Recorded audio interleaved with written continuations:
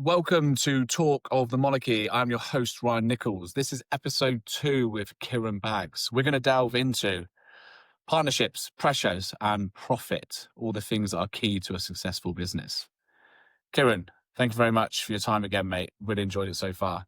We touched on very, very loosely, and I didn't want to get too far ahead just because of the way the sort of the questions are structured, but we touched on sort of roles in a partnership. You spent a lot of time in a friendship, business partnership.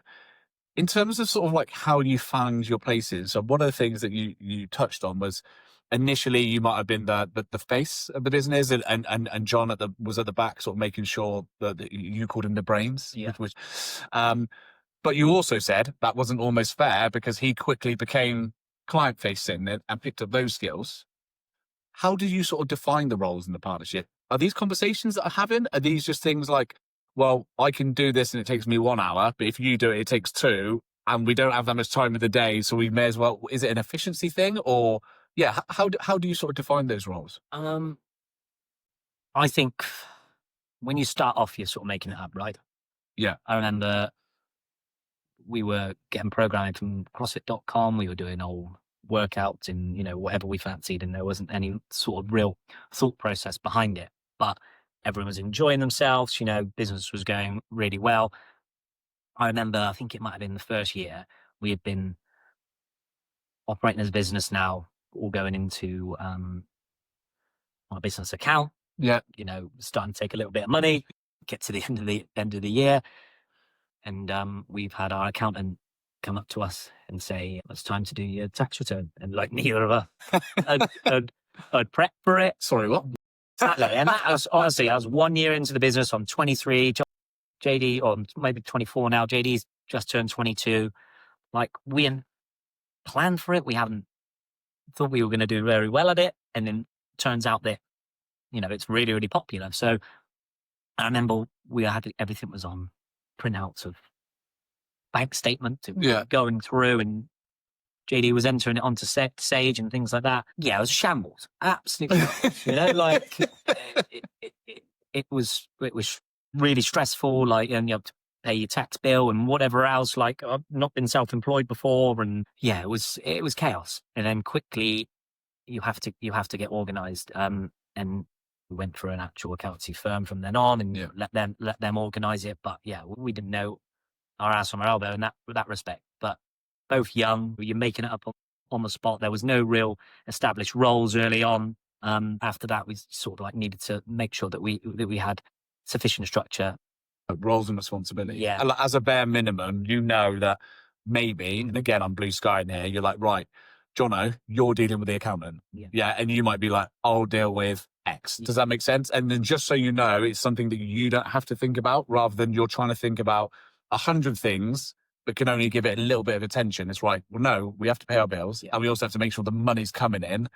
I'll chase people who owe us money, who haven't maybe paid their direct debits, and then you make sure that, the bank's got the money that it needs, or something along those lines. And I think that's where you go back to your perception of me and JD was that I was on the face of it, and JD was the brains doing it. I've got no problem with saying, like, he would do loads more of the roles and responsibilities behind the scenes in terms of, building the website. What he's like with videography. Mate, social's unbelievable.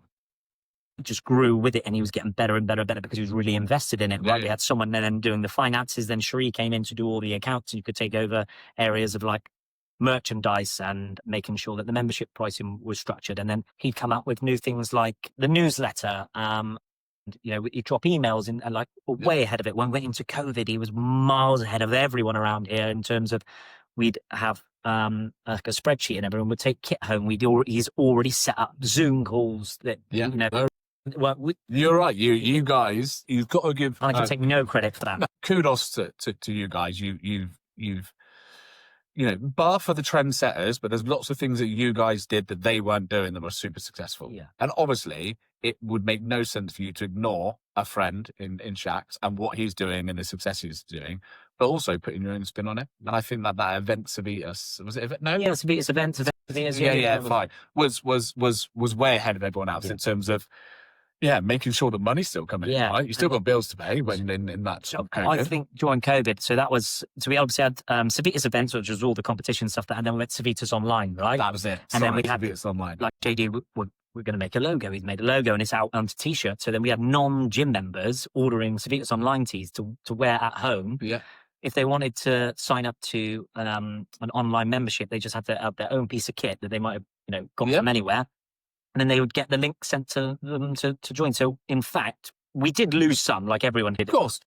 Yeah. But in the same breath, we kept loads. We did loads of socials. JD was still be making videos, still putting out content. He used to film Cherie at home, going through the demonstrations and putting those out, the workouts today. He was by far so organized, and without that, you obviously we got the support from the grants like everyone did, right? But we were actually being profitable during that time because we weren't paying actually rent on the units, and we were bringing in brand new members, and we had people from other gyms come and use Civitas Online because they knew that they had a class structure. They had 2 in the morning, 2 in the evening. You log on, you get the link. You go through, I pin myself on it. I talk through the workout, we structure them all. And I've been really, really fit in lockdown because you have nothing else to do, right? So to put out a membership. I got really fat. Yeah. I was completely the opposite. I lost loads and loads of weight, because we're using a barbell. But this goes back now. I won't name drop, right? But other local gyms around here, right, did more than one, by the way, going into their own gyms, working out in the day, putting stuff on their socials that they're allowed to go into their gym and train, right? And me and JD would be like, fuck that. There's no way that we'll go into the gym and train and expect all our members to pay full membership, right? If we're doing that and they don't get to do it. So we didn't have a single thing in our gym. We let everyone have rowers, bikes, dumbbells. People wouldn't have their space for a squat rack, a barbell, a bench. We'd do each other's classes. I know exactly who you're talking about. But again, I don't think it was just one person. It was more than one. It was almost like an arrogance thing. I can train in my own gym and you guys can. And you're thinking, you're the business owner. Yeah. Fuck you doing. You need to, we got really invested with doing the exact thing that our members were doing. So JD would coach the class. Me and Becky would be in the front room, Gracie running around as well, the dog going mad. Yeah. And we'd be doing the same workout. I had a kettlebell. Becky had a dumbbell, and then it would be the same on my classes, on my night to coach and walk through the classes. JD and Tree would be in the background, and we got so invested in it. We did a variation of Murph. We did a hero award every Saturday. You have to sort of buy into what you're selling, right? 100%. That's why I train with my members. Yeah.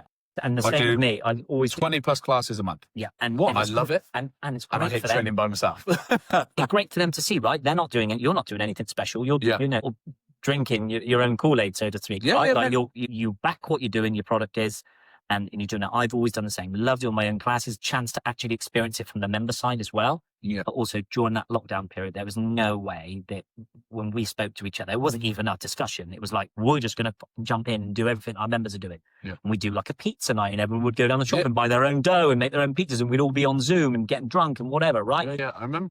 It's survival. You go into survival instincts, but with the preparation for that, JD knew that the COVID storm was coming. I had no clues. I'm just not trained for the mainstream media. I just ignore it. Buried my head in the sand. He was like, this is coming, and it's coming fucking fast, and it's going to hit us, and if we're not ready for it. So I think a week before, we sat down, we're setting up a new website with the Civitas Online. You can download a workout pack. You have a form on there to book out your equipment, and then you've got the Zoom link that was built back into the website. You could click it; it'd take you straight through. If you missed it, you'd have a catch up put into the members page. Yeah. It was really, really, really good. I don't like to blow our own trumpets too much, and more credit to JD, but the way that we handled the COVID situation, I think gave a lot of people loads of trust and faith in us as business owners that, they're not taking the piss out of us here. They're doing everything they can to warrant the business that we do. But to be fair, scary times for anyone in any business, right? Especially if you're in fitness, because gyms weren't allowed to be open. So you're definitely ahead of the curve. I don't remember seeing anyone else doing it. And I remember seeing lots of your members and friends of members sharing links and snaps and bits and pieces offline. So I think, like you said, if you're able to be profitable through that time, that's also, I think, kudos to you guys. It is as well. You can either bury your head in the sand in those situations, that. and businesses go dead after COVID, or it's just like, again, comes back to that sort of culture that we had. It was like survival instinct. We're going to be competitive. We're going to be the best gym in lockdown, you know, and that was our thought process throughout. So like the structure was set up and we'd stick to it. We wouldn't deviate from that, you know, even when some of the classes in the mornings had like only like 4 or 5 on, but we were like, right, that's 5 people, you know, They've done something today. And then in the evening, we'd have like, sometimes it'd be like 58 people in the class. Yeah. I remember jumping on, Ollie Mansbridge was, I think, the UK director of CrossFit at the time, right? Then he put out, invited affiliate owners to jump into a Zoom call during COVID. And I reckon there was 10, 11 people on the call, right? And I just joined it just to be nosy. Yeah. They're going, we're struggling, you know, we're dying. And I got around to me to talk about it. I said, we're thriving. Like our classes are as busy as they've been. We've got like 100 members, you know, that are still paying for their memberships. We've had all these cheap memberships to beat us online. Our classes were, and like people were like, what? Like, and so I genuinely think like out of the whole of the UK, maybe even Europe, we're probably one of the only gyms to be that far ahead of the curve in COVID times. So Yeah, it's something I would be really, really proud of. I think that is something, and it is something to shout about. And it's good that you had that call with Ollie and the rest of the affiliate owners, and at least you're giving them some kind of hope. And I'm sure you had your brains picked by those guys after all. If you didn't, then fucking yeah. I think it was more shock and surprise by a lot of people. Yeah, fine. We've touched on the partnership model. How was it with so? People ask me this question, and I'm glad you've just mentioned something that sparked it, and it's not a question that's on this pad. John, Cherie, you. That's 3 personalities, 3 potential decision makers. It's a similar situation to me, Ryan. Husband and wife, both of them, right? Yeah. So, are there any negatives to that? At any point, do you feel like your interest is not the primary one, or did you have full trust in the fact that Cherie and John are giving individual opinions rather than a collective? And then, as a sort of a bit of a caveat to that, and it's a tricky question, can they possibly be impartial because they've got to think about invested funds and family? Like, yeah. What? I think that was probably one of the main reasons why I started to look for other opportunities later on in the affiliate life for me. Sort of, you know, with anything you stay in for a long period of time, if you're not seeing progress and you're sort of standing still a little bit in your personal life, I think it's only natural to want to look elsewhere. And I think it's only then natural if you live at home with someone, you're married to someone, you run a business with someone, you're having conversations face to face at home. Yeah, right. There's going to be a collective. Just going to let you know, Kieran, we're doing this now. And I'm like, all right, yeah, cool. It wasn't anything like out of this world drastic changes, but I remember when we moved out of Avonside into the new unit, it was like we both gone and looked at this unit. Hey, we're going to book a second viewing. Do you want to come along to it? Like, yeah, great, I'll come along, look at it. Yeah, it's not ideal, but it's a situation we had to at the time because we were getting booted out of the other one. Those little things, like, they come pretty fast, and then they started to come in drips and drabs, right? So it starts off with something you don't care about. Yeah. And then you're like, hang on a minute. Why has that been paid? I was talking about. And it's only for the best case for the business, right? I would never, ever would think that John Shez would do anything. Probably agreed with all of it. Yeah. Does that make sense? Mm-hmm. But you're like, well, hang on a minute. Where was the conversation that me and John used to have? Yeah. And that was just natural progression through life, right? When me and John first opened all the way through, and Cherie added loads of value to the business, right? In terms of running it, like, so organized with finances. She had pots of money, like, popped away for tax and for kit and for this is what we can spend on this event. You know, this is how we are with memberships. We're so much more organized, but the conversations, like you say, happen in-house now, right? And then I'm sort of like saying, right, Kieran, we need to get 10 new members on this next sales pitch, right? And then that was a job for me to go and get the members. So rather than, maybe I wasn't thinking that I felt like an owner anymore. I was more thinking like I was an employee, and I had no problem with that. You know, like whatever the tasks were, you tick them off, and then it come around. It's a collective, right? Yeah. Business has got to be. Yeah. Fine. And then it would come around to events and things like that. And I almost feel like when those Civitas events came around, I thought, right, this is like my moment now to organise a whole event, and then I'd lead it, and then I'd feed back to John and Cherie. So it did have that balance with it. Yeah. But exactly, I'm sure with you, with Ryan and Verity, they've had a conversation at home, and they put an idea to you. You're like, yeah, it's fucking great. Or you think, I'm not sure, but you've already sort of decided on it. Like, is there going to be any pushback? I think that's natural, and I don't think anyone can be a permanent positive or a permanent negative with that. There's going to be some that you think, I'm so glad. Yeah, because I would never have done it. Yeah, and there's others like, oh, I wish I would have been included in that conversation, right? Agreed. You know, sometimes that happens, right?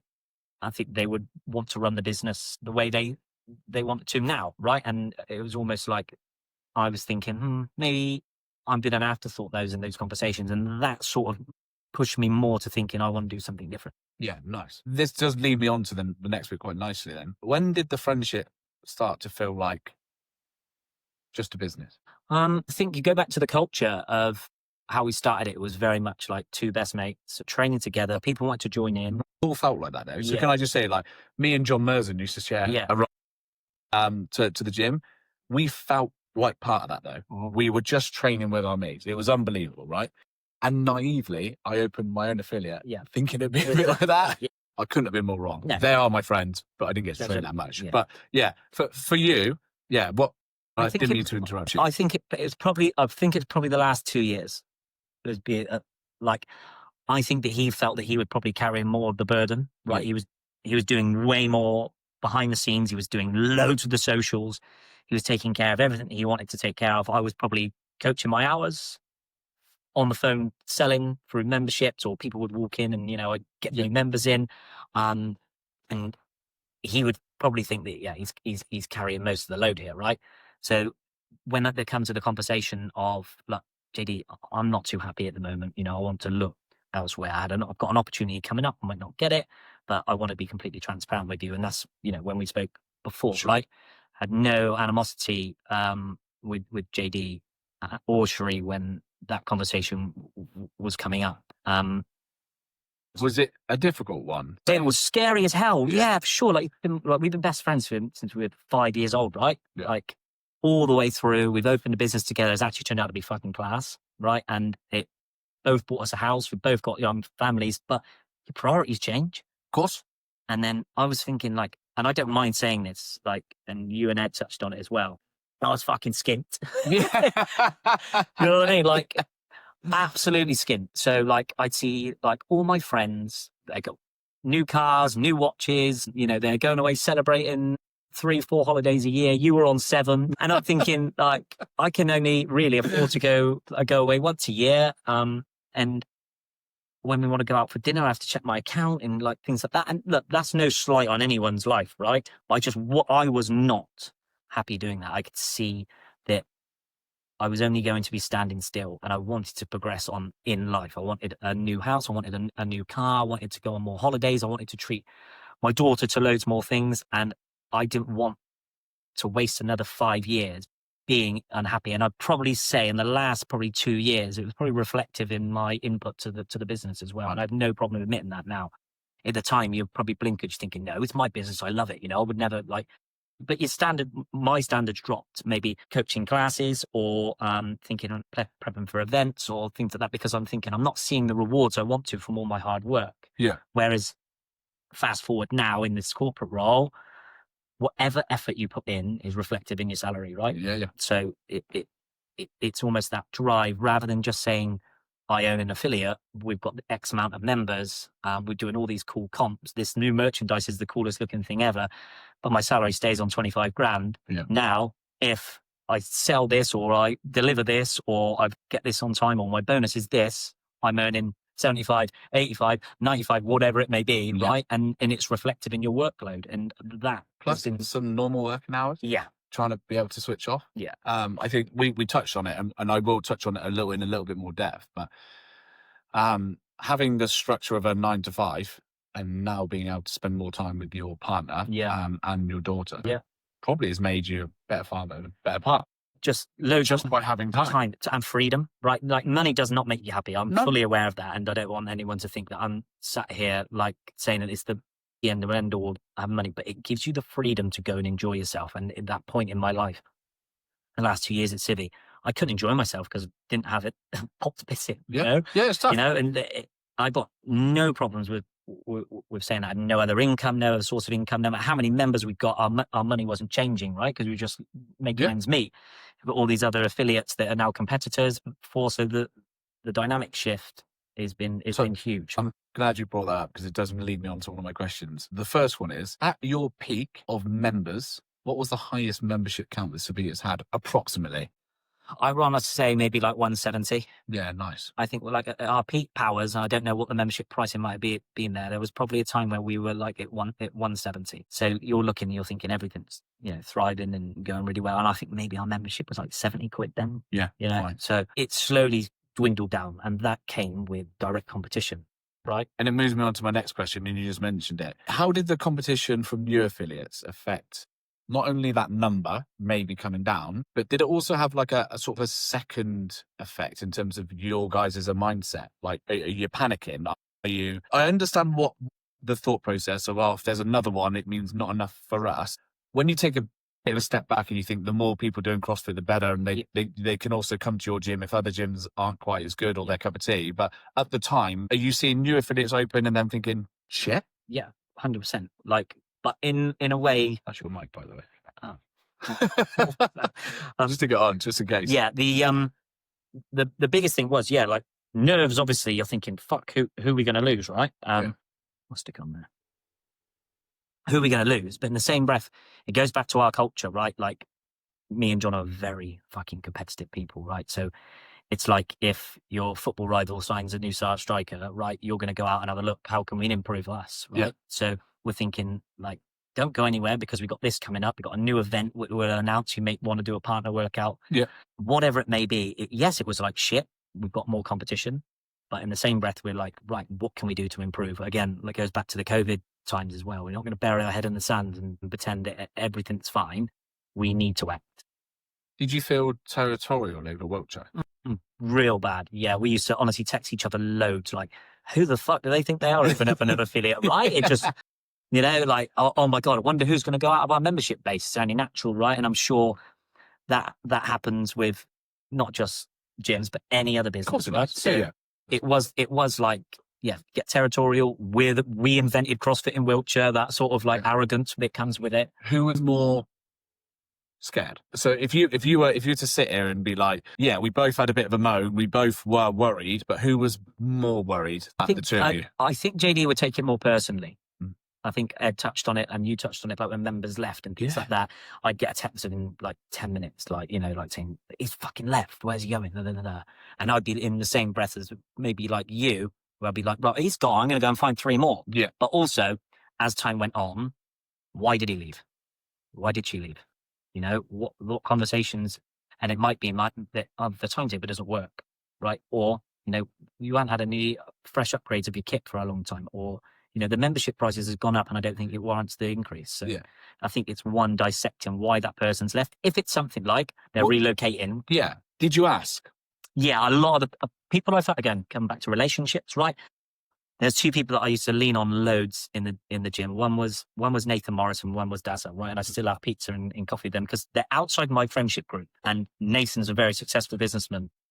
They're both really nice guys. Yeah. And like I've got no problem telling me what's what, right? So when we put a membership price up, I'd be like, do you think it warrants it? And he's like, well, actually, that was a 10% increase. Like next time it needs to be a bit more gradual, or the communication needs to be better, So I'd always lean on them for advice. Sometimes I did take it, but it's nice to have their opinion, right? Yeah.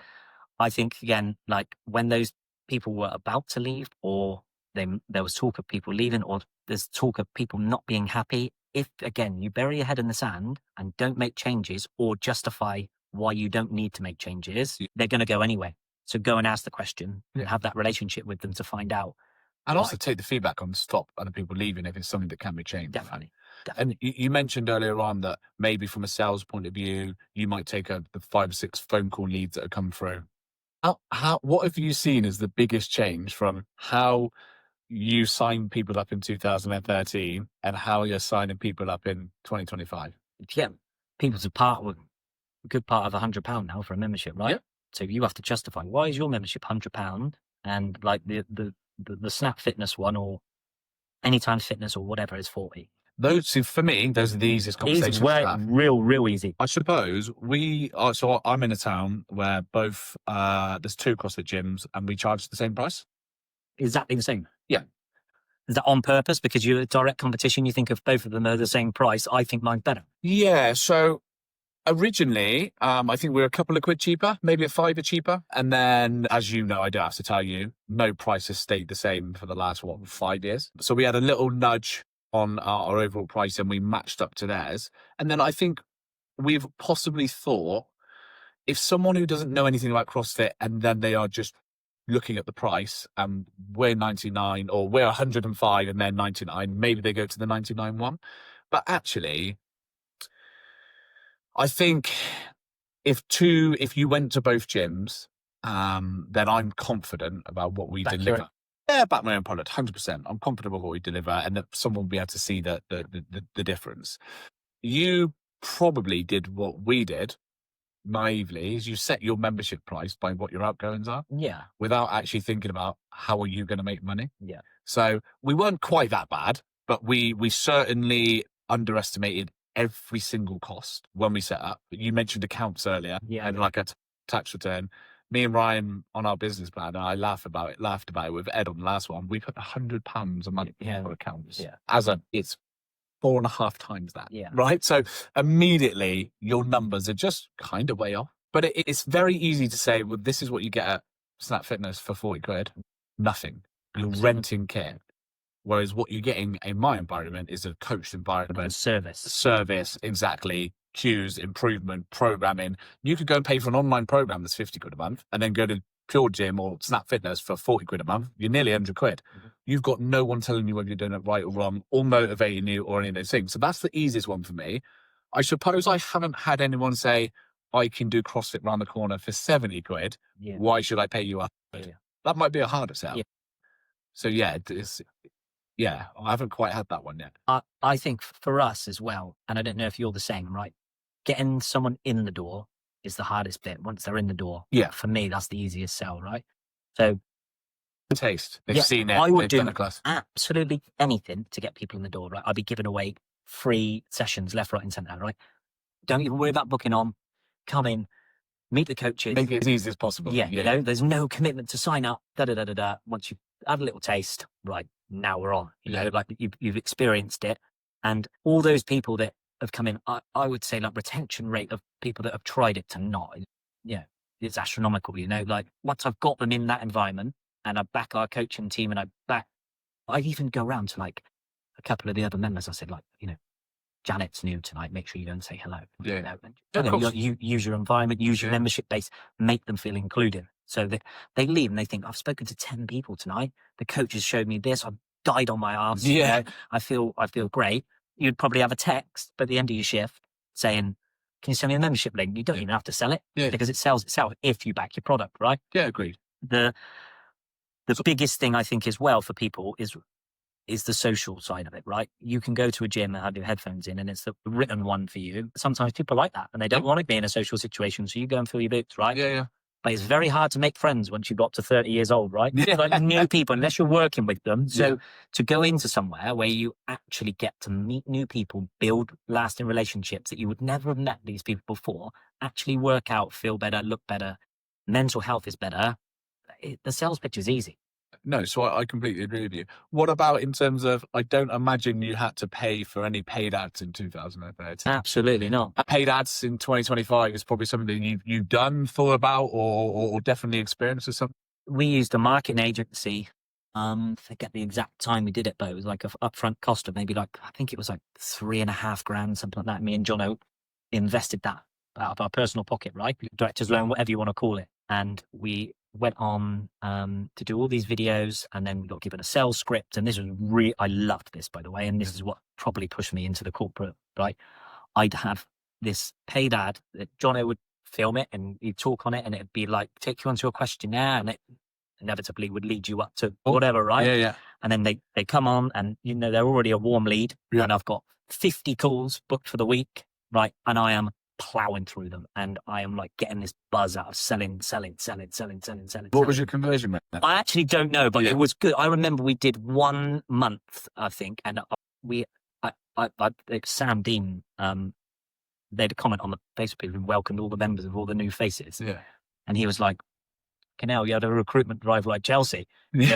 And I was thinking, look, we've actually gained in 1 month like 45 members just from telephone calls. They've signed up to this this membership price. So It was this 6-week challenge. They came in, and then it was $3,500 well spent. yeah, really, really well spent. Did you repeat it? No, we didn't. And I really wanted to. And that came to another sort of discussion that, again, I was thinking, we don't need to. I think you could buy in for another month for like £1,000, and then you get another ad and another ad. We can keep. But I think that, I don't know if the money wasn't there or whatever the investment was, it wasn't warranted. In my opinion, I thought we should have done it again. And these comes to different conversations, which is fine.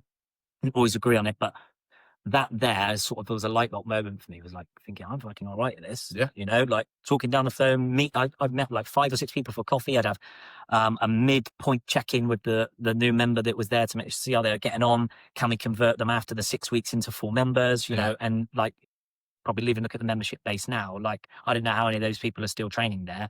I still see them that are on Instagram. I'm thinking, I sold to you down the phone and you're still doing it 3 years on, right? So you think how much money that's made the business. I really enjoyed that side of things, and I sort of found my sort of niche with that. And that was very late on in my ownership of the affiliate, that sales side of it.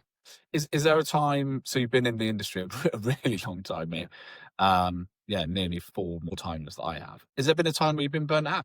Yeah, loads. What I was going to say, multiple times. Multiple times, yeah. And it's just like you need something to recharge you. And I think what is that then in terms of a recharge?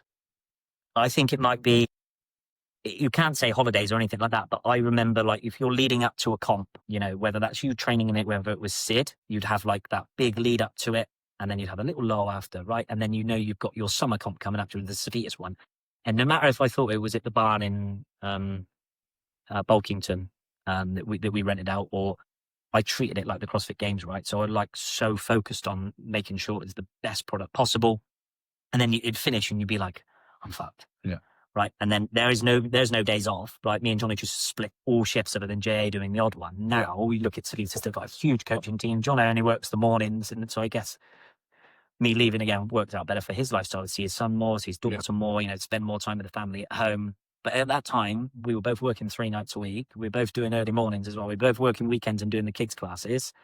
We were just splitting everything because it wasn't fair on one person to have this off and the other person to have that off. Now, he's the owner of the business. I'm employing 5, 6 coaches to work those hours. I work what I want. Whereas at that time, that's probably where the partnership it breaks down.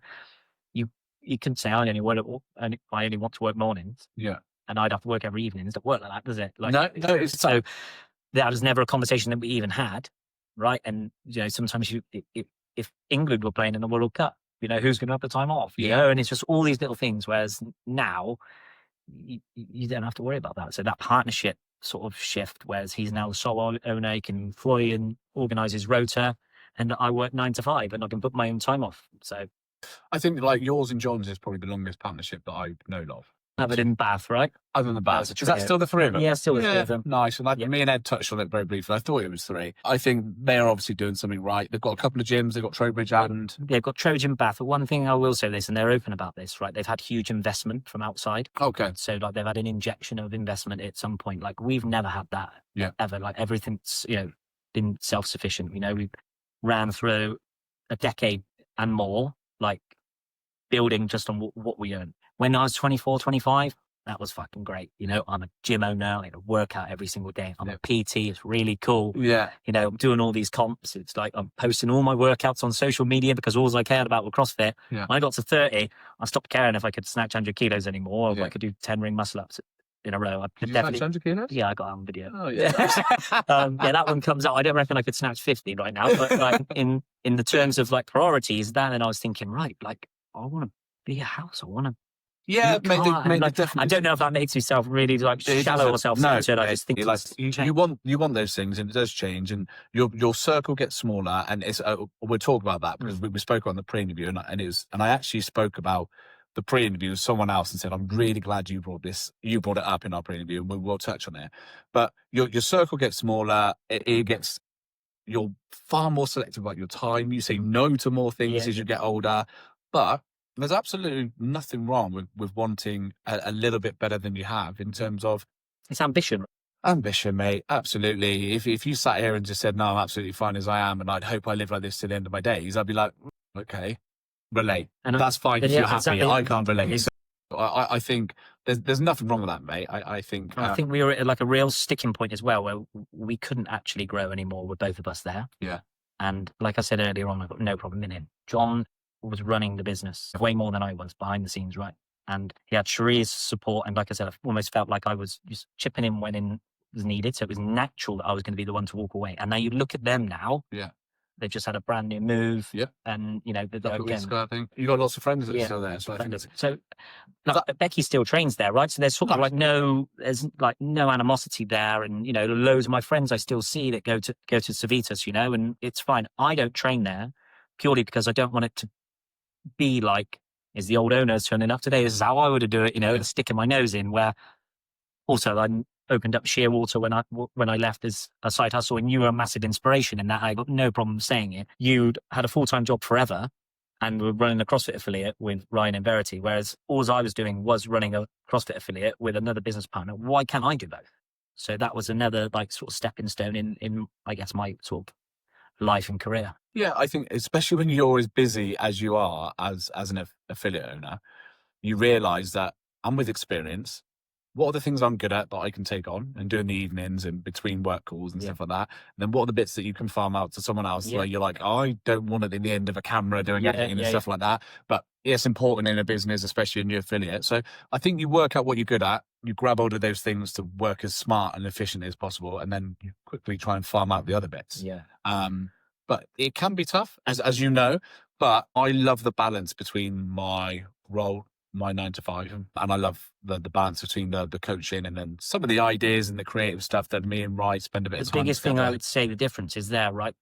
You're not reliant on your money for the gym, right? No. A really good job, and if your business that you own is making a little bit extra money, so you have an extra holiday a year, great, right? Yeah, agree. Whereas we were running it both to live on. Yeah, much harder. Way harder. And to be fair, there's no way me and Ryan could do that. So love Monarch for what it is, and Ryan won't have any issues with me saying what I'm about to say. You don't own a CrossFit gym to be wealthy. No. You own it because it's passion. And the ones that do make money is if they've maybe got their own PT base and they're doing that non-stop bit of online programming. Like Marchon's invested. Yeah. If you're doing that, great. Otherwise, it's a lifestyle thing. Yeah. You want to take your dog to work. Yeah. Do you know what I mean? You want to get coffee when you want, but apart from that, you're not doing it to be rich. There's 1,000 other things I could do to be rich. Yeah. It isn't owning CrossFit Monarch. And I do that because I love it. And that is like a key thing. Like, I think that's where sort of like the stress sort of to set in, that we weren't earning much money and we were both getting older. We both wanted more things. At some point, there's only one part. Who's taking a bit out of it? Right. Absolutely. And then we were trying to sell more merchandise, do more comps, but we didn't actually have the space in the new gym to do the comps how we wanted to do it. We obviously couldn't rent a big area like Sid was at. It was bad because the investment stuff for that. So we were just like minnowing around, you know, like what can we do? And you mentioned Sid. Rumor is no Sid this year. I wouldn't have a fucking clue. I've been told, no Sid. Apparently the brand's been bought when they didn't buy the comp side. Okay. So if anything does happen, it's going to be late next year. I seen that. I seen like another company has maybe bought the venue or like renting the venue. Is it like the Southwest Regionals or whatever is working out across out the Bath University now? Yeah. But again, those sort of things are like a distant memory for us, right? Yeah. Not for you. You've got your team there for last year. Yeah, that was a really cool moment for me. A really proud moment to take a brand new gym to. It is an elite level comp, even though we were very much by the skin of our teeth in terms of qualifying. It was where we placed, but it was a super proud moment, I think. And you obviously have that times 10, 11 Yeah, I don't think we've ever missed a year other than the COVID year, right? And I think 2 years we officially got 2 teams qualified, like legitimately. Yeah. I think 2 other years we had like a invitational invite because we had a second team that was local, you know. So, but like legitimately took 2 teams twice to Sid, which is an amazing achievement. But again, brilliant achievement. Not make us any more money in the business. No, mate. Yeah. Agreed. And that's when it comes back to like when you're talking like many hats, right? I was cleaning the toilets, mopping the floor, coaching, and no matter how much work we were doing, the money was still staying the same, right? So whereas now I don't own an affiliate to make money. I've got a huge coaching team that all do different hours over Shearwater. I got a gym manager, and you got a cleaner, right? So I'm not reliant on that money because the income comes from my other job. So I think, like I said, you and Ryan especially is an inspiration for that, to actually be shown that you can work a full-time job and run an affiliate as a passion project and it'd be really successful. That was like a huge turning point for me. Yeah, nice. The rumour mill then about when you might be leaving, that you'd had maybe a job interview, that one of your clients had said, "Okay, I think you'd be really good at this job." Was that difficult to keep under wraps? It was because of we both know, being in affiliates for as long as we are, it's 100 to 200 personalities. Yeah. Some people like to talk more than others. Yeah. Some people don't mind talking if it's not the truth. Some people don't mind just making it up. You know what I mean? Like, it's just, a chance to add a bit of gossip to anything, just have something to talk about. Yeah, agreed. So was it difficult keeping it under wraps? Or was it something that you'd be able to be open with? You said you told John and Cherie when you maybe had an interview lined up or a conversation, but was that hard to keep under wraps? Yeah, it was. And then obviously, like, as the interview process went on, I actually needed the time off to go to have it, right? So, have to have that conversation. Or where's Kieran tonight? Normally it's his Wednesday, he's away in London for, whatever else. Yeah. And I told John that I was looking at doing this. I didn't ever have that conversation with I'm on round 1, round 2, round 3, because you don't know what's going to happen. You've got to protect your own interests to an extent. Also, I imagine quite a scary time for you. When was the last time you had a job interview? Yeah, I genuinely, I was so skinny at the time as well, like literally borrowed a suit. Yeah. Someone to wear up. And went really well, went on to the next stage, and then you can finally get offered the job, but you've got to go through a vetting process because of the area of work that I work in now. That took 6 months for that to, and like everyone's going, I thought Kieran's leaving to start a new job, but it looks like he's fucking talking shit, right? Yeah. I just sat there, just wait, what happens. I remember, this is quite funny as well. For the time that I sold my shares in Savitas, so then John went on, I didn't open Shearwater for about 2 or 3 months. Yeah. In between that, I drove for DPD. Okay, nice. Like literally just went to work for DPD, money coming in. Like, I've got no ego about what I do. I've just been scrubbing toilets for 10 years. Like, you've got to do what you've got to do, right? You've got a mortgage to pay. So then I guess to the perception to everyone else on the outside was, funny, Kieran's been booted out as a Vitas, now he's working as a van driver, So like, you just sort of bite the tongue, sit quiet for a little bit. And then like, once all the vetting process came through and it was all ticked, I had my start date, then I was thinking, well, I'm going to be quiet now because I've got 3-month probation, 6-month probation. Yeah. Now, don't give it stats. No, I'm past my probation, obviously doing really well. You can start sharing a little bit more on LinkedIn and what you're doing and things like that. I said to you 2 weeks ago, we had our pre-interview about just a general catch-up because we hadn't spoken. I said to you, I've watched you have more holidays in the last 12 months and eat more steak. Yeah. Those are the first 2 things I said to you, and you were like, yeah, it's amazing what you can do when you've got a bit more of expendable cash. Exactly that. And then you look at getting a new car, or if you see a nice suit that you want, or there's a watch that you want to buy, or you want to go and watch a concert. I've gone and watched WWE live this year. This is something I've been wanting to do for ages. There's been loads of stuff, and like we went to Norway in January, then went to Cyprus, went to Greece, and this is not me bragging. No, but these are things that you weren't able to do. Definitely not. No, it wasn't even a conversation. And I was getting to this point. I'd seen that Becky had gone from wherever she was financially working for another company to go self-employed, completely the opposite way around, and then doing really, really well. She was making more money and progressing. I'd seen loads of my friends do that as well, progress up the ladder internally with their jobs, or, doing really well. Jimmo goes on about 20 holidays a year, and I'm thinking, oh, fuck, and you see other people doing really well, getting promoted, whatever, and you're still in the same place. Now I'm thinking, wow, I can actually, go and have a couple of extra holidays, and it's great, right? And you can start looking at a new house, or you can, start thinking, planning. Absolutely. And whereas before, I was sort of stuck. There was no option to plan that. So that was the biggest thing for me. And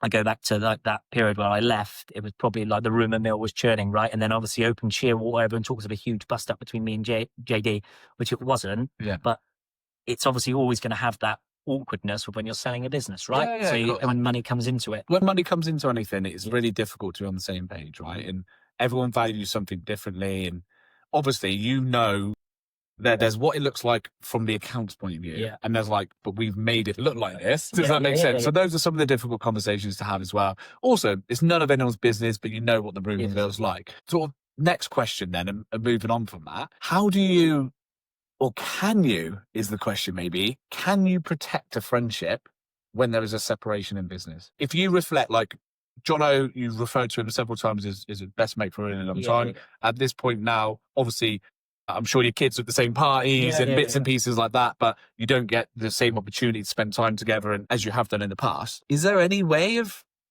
maintaining that when you separate from something that you've collectively built for 10 years? Yeah, I think there's always going to be like a little bit of animosity towards each other with maybe the way it broke down, right? In the sense of one person values it this, the other person values it this. We didn't have an agreement on it, and then it has to go.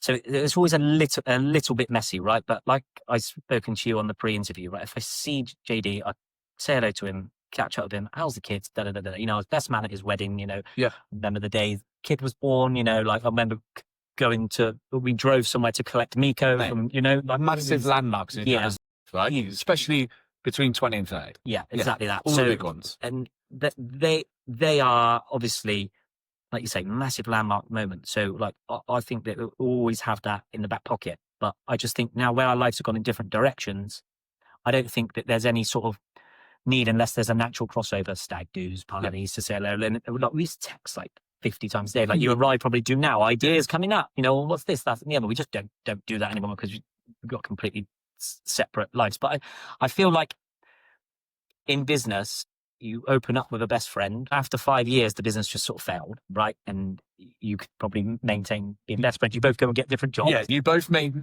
We tried really hard, and now we've gone. Whereas now, I think that obviously we've had the changeover. His life's gone in one direction, mine's gone the other. I just don't think there's any sort of like need for that crossover anymore. I don't think we're going to like text each other and meet up for a coffee and see how city's going, because really none of my business, right? Yeah. But like I said to you, and like I said in the pre-interview, like I would hope JD would say the same. We met up and had a coffee and stuff like that. You know, there's so many more good memories than there are bad. Yeah, mate. And look, it's a recency bias, isn't it? The most recent thing between you guys was a separation in business, but that doesn't mean that you guys didn't have a good time, good laugh. Absolutely. Mate, I know about 10% of them, and they are things that I still think about now and chuckle to myself, right? Things that used to go on. Some real good times. Yeah, 100%. One thing we've not touched on, and it's only a couple more questions left for this episode, football management. Something that you've actually been my football manager over at Trowbridge, and they're just some really good days and successful days. You're now manager of Bolton Rovers, is that right? Yeah, so I've been into management, a long time. Again, I probably look back at it, it started off as like a hobby. Yeah. Like just doing it with like the Trowbridge days. You see all your friends, you have a good laugh, you drank too many beers. Yeah. Was really successful, right? And then turns out that I was quite good at it. You get headhunted for like a semi-professional job like it was at Melksham, was pretty good there. Same with Caution, and then same with Bolton. I did it for different reasons. One, Trowbridge was more of a hobby. Yeah. Melksham, it was the opportunity thinking I was going to be a professional football manager. Yeah. And I'm going to get picked up by the next non-league giant, right? And you quickly realised that's not going to happen. Caution was almost to fill a void for me, to sort of have my own sort of investment and build something, my own project, because I felt like I maybe wasn't getting seen as so much as I was for planning in Civitas and for comps and things like that. So that makes sense. I wanted something to myself, I wanted to be invested in, but it was great and I really enjoyed it. But I probably was spending more time doing that than I was invested in the business. And that's probably where my performance would have dropped off towards the end of that.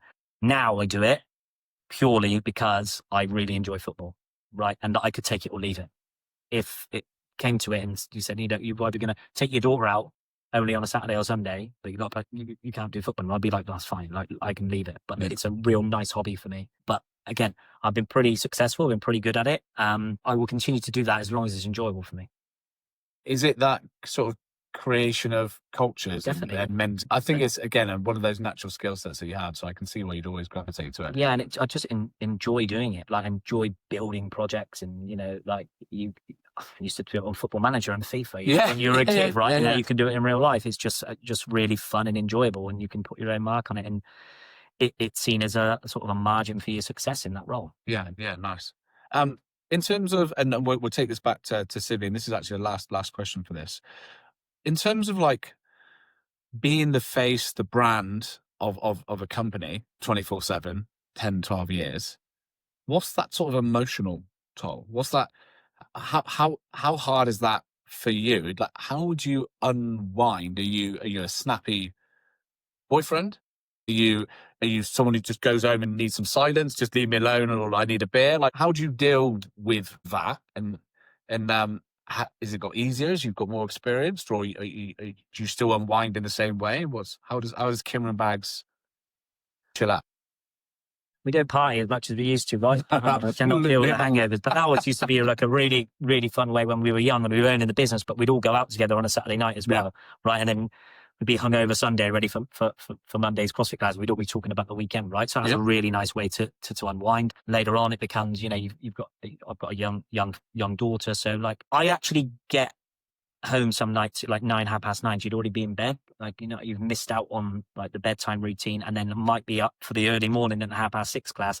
So then I've missed her getting up as well. So I've missed like key points in her life. So that was always tough for me to accept for a period of time when I was at Savitas. But you sort of like, you know, it's your business. You just sort of get on with it. You don't really realize what you're missing out on. Then it came to like, you know, we've got the 9:30 class on a Thursday, but she's got her first assembly, and I'm like, well, you know, you want to go on a holiday and make sure it doesn't clash with JD. So there was really stressful points there. To unwind, I probably would say that I went invested in the wrong things in terms of like the football side of things and my own training, and wasn't present enough at home. And then it's only when I sort of got a little bit older with that, I felt like, you know, you mature a little bit, and I'd have to think, well, when I get home, my phone needs to be away now. Like I know I've been at the gym all evening, but like, you know, actually come home and be present. Yeah, absolutely. And it was really, really hard, especially everyone's got each of their phones now, right? Yeah, of course. Reels, we send each other reels all the time, right? But like, it's about like just making sure you've got that time to spare. And in the last few years at Civic, I didn't think I had it to spare, and I probably did, but I was not happy about, you know, the outcome of what I was doing. Whereas now I'm really happy with the outcome I'm doing. So like, I feel like I'm loads more invested at home, you know, like I want to look for a new house. I want to make sure that I cook nice dinner for everyone. You know, I want to read G's stories. I want to do homework with her. You know, every opportunity I get, we can go to the park and stuff like that. Like that, I feel like I'm a lot better dad now that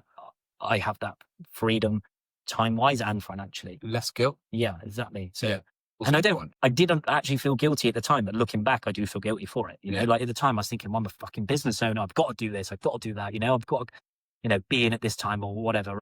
Sorry, it's 10:15. I'm at home. I was cleaning, right? Whatever, you know, and you're thinking, you know, let's get on with it. That's what I got to do. Whereas now, you know, you're looking back and thinking, well, I could have actually been more invested there. So hindsight's a wonderful thing, right? It is, mate.